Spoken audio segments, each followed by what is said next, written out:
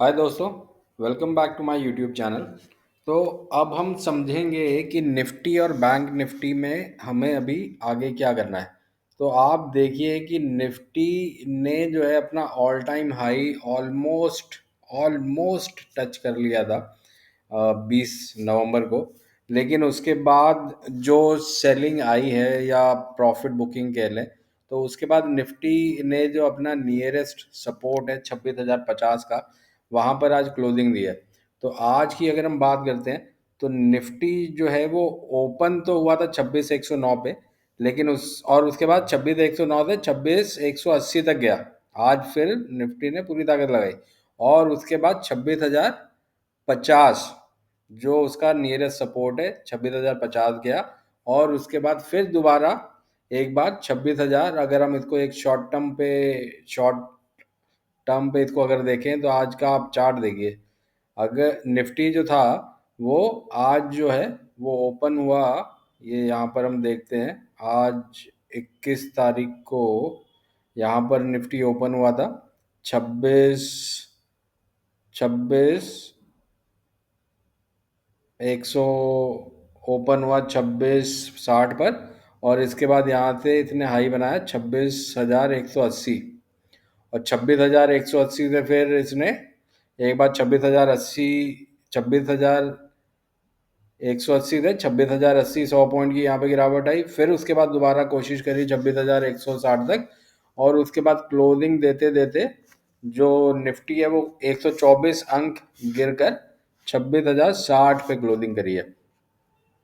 तो देखिए, मोमेंटम अभी तक तो स्ट्रांग था। अगर आपने मेरा प्रीवियस वीडियो देखा होगा जहां पर मैंने आपको कहा था कि आप एक बार ये इस 25,300 के स्टॉप लॉस को लेकर 25,400 25,500 पे मैंने कहा था कि आप इसमें एंट्री ले सकते हैं, और आपको स्टॉप लॉस 25,300 का रखना पड़ेगा, जो कि प्रीवियस डे का लो था।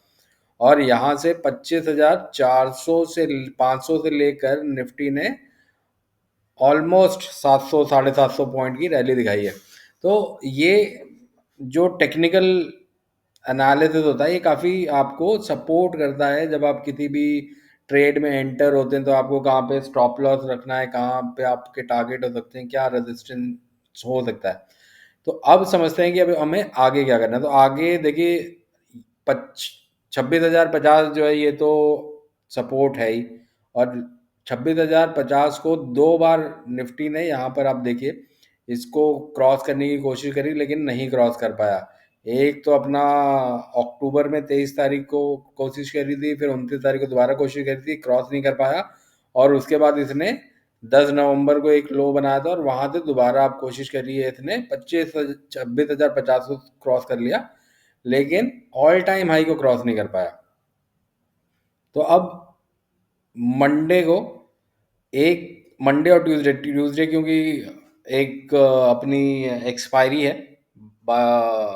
तो एक्सपायरी के चलते एक तो ये हो सकता है कि निफ्टी यहाँ पर ही कंसोलिडेट करे।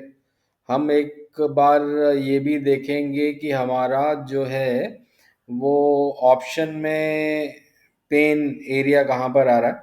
लेकिन क्योंकि ये मंथली एक्सपायरी है, जो 25 नवंबर की ये मंथली एक्सपायरी है, तो चांसेस हैं कि निफ्टी 26,000 के आसपास ही कंसोलिडेट करे और दोबारा से फिर ऊपर निकले। तो अगर तो आपने अपनी ट्रेड में अभी तक प्रॉफिट बुक नहीं किया, तो मेरा तो मानना ये है कि आप अपना प्रॉफिट बुक कर लीजिए और एक दो दिन बड़े लोगों को ट्रेड लेने दीजिए। और उसके बाद दोबारा से जो व्यू बनता है, अब दोबारा से व्यू में क्या हो सकता है, एक तो ये हो सकता है कि निफ्टी यहाँ से 26,050 को ब्रेक करे और नीचे की तरफ आए। तो नीचे की तरफ जो सपोर्ट मिलेगा वो 850, 850 के बाद 650, और 650 के बाद जो है वो दोबारा से फिर 350 का 25,350 का सपोर्ट मिलेगा। लेकिन अगर ऊपर की तरफ जाता है तो उसमें ये एक्सपायरी में या तो ब्रेकआउट मिलेगा या ब्रेकडाउन मिलेगा, तो उसके बेसिस पे नया ट्रेड बनता है। लेकिन एक बार हम आप सभी की सहूलियत के एक बार फिबोनाची भी प्लॉट कर लेते हैं, सो दैट आप सभी को फिबोनाची के भी लेवल्स पता चल जाए।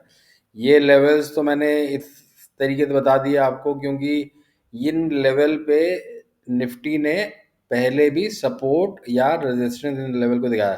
तो अगर हम अब इसको देखें तो अगर निफ्टी 26,250 को क्रॉस करता है तो नया टारगेट फिर 850 का है, जो कि यहाँ पे 600 पॉइंट ऊपर है। लेकिन उससे पहले नीचे की तरफ अगर हम बात करें तो सपोर्ट कहाँ कहाँ पे है, तो आप देखिए कि सपोर्ट अगर 26,050 को निफ्टी ब्रेक करता है तो नीचे 25,900, 25,900 को ब्रेक करता है तो फिर 800, और 800 तो ये 100 पॉइंट का नीचे सपोर्ट लेवल बनता है निफ्टी में। तो ये निफ्टी का व्यू है, और बाकी सारी खबरें तो चलती रहेंगी। डोनाल्ड ट्रंप कह रहे हैं कि इंडिया के साथ ट्रेड डील हो सकती है। उसके अलावा इंडिया ने जो ऑयल है वो यूएस जो है वो चौथा नंबर हो गया है, जो कि इंडिया को एक्सपोर्ट कर रहा है ऑयल। तो ये सारी खबरें चलती रहेंगी, लेकिन मेरा मानना ये है कि टेक्निकली जो लेवल प्राइस के निफ्टी में दिख रहे हैं वो इस तरीके से दिख रहे हैं। आप कोई भी ट्रेड निफ्टी में अगर लेते हैं तो आप अपने एक बार फाइनेंशियल एडवाइजर से और कंसल्ट कर लीजिएगा। मेरे हिसाब से जो सपोर्ट और रेजिस्टेंस लेवल निफ्टी में है वो ये है कि 26,250 को निफ्टी अगर ब्रेक करता है और ट्रेड करता है ऊपर 26,250 के ऊपर, तो फिर 600 पॉइंट और ऊपर नेक्स्ट लेवल निफ्टी में बनेगा।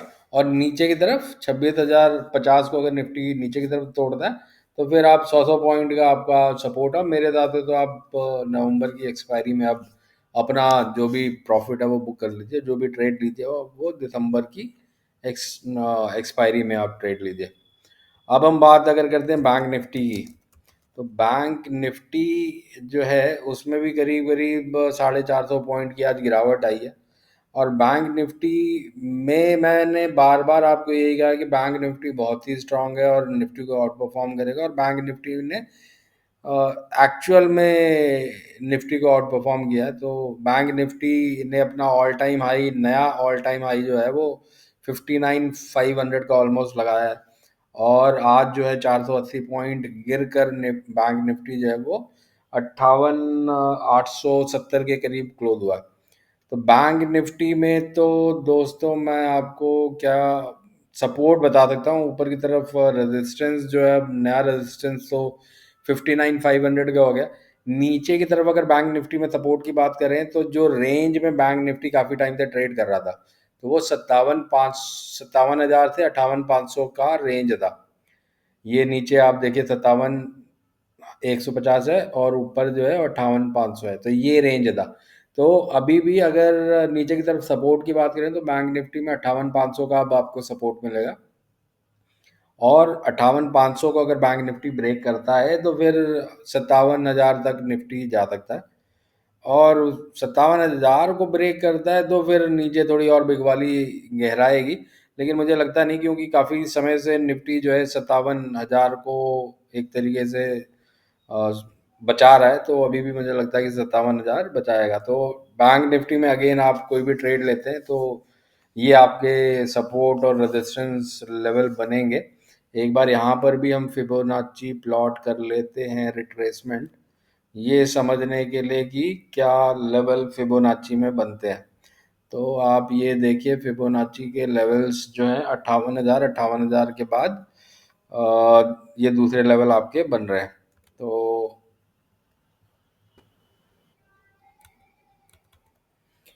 58,000 के बाद देखिए 57,200 ही बन रहा है ना। तो वही मैं आपको बता रहा हूँ, और 57,000 को अगर ये ब्रेक करता है तो 57,000 के बाद 56,500, 56,500 के बाद 55,800, और 55,800 के बाद 54,800। तो ये जो है सपोर्ट लेवल बन रहे हैं बैंक निफ्टी में। तो अगेन मैं आपको फिर वही दोहरा रहा हूँ, अगर आप कोई भी ट्रेड लेते हैं तो अपने फाइनेंशियल एडवाइजर से ज़रूर कंसल्ट कीजिएगा। मिड कैप और स्मॉल कैप में आज बहुत ही बिकवाली हुई है, तो एक बार निफ्टी मिड कैप भी देख लेते हैं कि किस तरीके से निफ्टी मिड कैप दिख रहा है। तो निफ्टी मिड कैप 100 देख लेते हैं। तो आप देखिए कि ये जो कैंडल बना है वो काफ़ी ज़्यादा बिकवाली हुई है, और यहाँ पर मुझे लग रहा है कि थोड़ी बिकवाली और बाकी है। तो अभी निफ्टी मिड कैप 100 ने 6276 पे क्लोज किया। मुझे लग रहा है अभी यहाँ से 500 पॉइंट और गिरावट आ सकती है। और अगर गहराया तो फिर 59,200 तक मिड कैप जा सकता है। और वहीं पर हम स्मॉल कैप देख लेते हैं एक बार। तो निफ्टी स्मॉल कैप 100 में भी आप देखिए, निफ्टी स्मॉल कैप तो कंपेरेटिवली काफ़ी वीक दिख रहा है मिड कैप से। तो अगर आप कोई भी ट्रेड ले रहे हैं तो मेरे हिसाब से अभी स्मॉल कैप से बाहर है, क्वालिटी स्टॉक में इन्वेस्टेड रहे। आईटी में भी थोड़ा उछाल दिखा था, ऑटो में दिखा था, तो आप आईटी ऑटो इस तरीके से सेगमेंट देखिए जहां पर कि क्वालिटी स्टॉक है और अच्छी प्राइस पे मिल रहा हो। ये मौका जब गिरावट आती है तो ये मौका वो होता है जब आप क्वालिटी स्टॉक में इन्वेस्ट करें, और क्योंकि वो आपको रीजनेबल प्राइस पे मिलता है। और एक बार ग्रो के बारे में काफ़ी डिस्कशन हो रहा था, तो ग्रो को भी एक बार देख लेते हैं दोस्तों।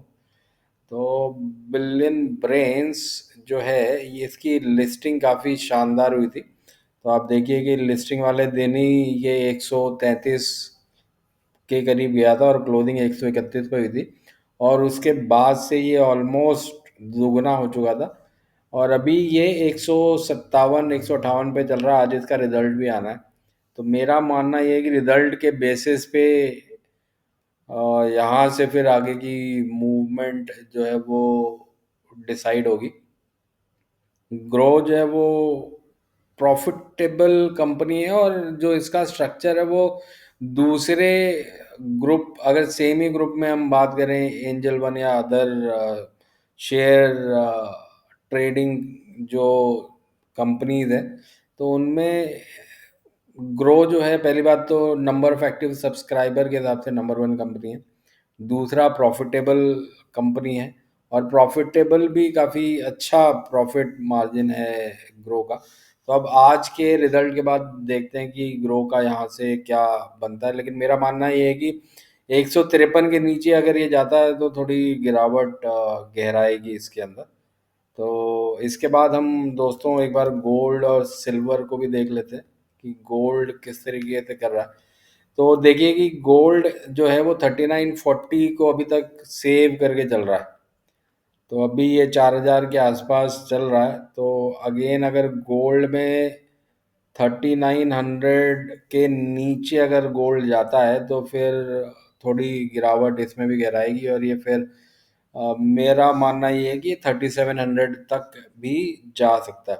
ऊपर की तरफ तो अभी दायरा जो है वो $4400 तक का खुला हुआ है, और उसके बाद ही डिसाइड होगा कि आगे गोल्ड कहाँ पे जाता है।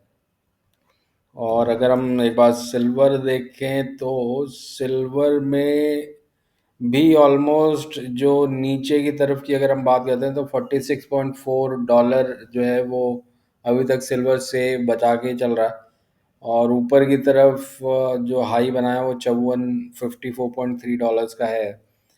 तो अभी ये तो इसी रेंज में चल रहा है। जब तक ये रेंज ऊपर या नीचे की तरफ नहीं ब्रेक करती है तब तक इसमें अभी कुछ ट्रेड बनता नहीं है। तो इसके साथ मैं अपना ये वीडियो यहाँ पे समाप्त करता हूँ दोस्तों। अगर आप मेरा ये वीडियो देख रहे हैं, आपको मेरा एनालिसिस पसंद आ रहा है, तो मेरा आपसे रिक्वेस्ट है कि मेरे वीडियो को लाइक और मेरे चैनल को सब्सक्राइब ज़रूर कीजिएगा। और अगर आप चाहें तो ये वीडियो अपने दोस्तों के साथ भी शेयर कर सकते हैं, ताकि उनको भी समझने में आसानी हो कि निफ्टी या मार्केट का डायरेक्शन किस हिसाब से डिसाइड होता है। और आप कोई भी ट्रेड ले रहे हैं तो उसमें रेजिस्टेंस और सपोर्ट के क्या इम्पोर्टेंस है, और कैसे ट्रेड लेने चाहिए। तो इसी के साथ मैं अपना ये वीडियो समाप्त करता हूँ दोस्तों। See you in my next video.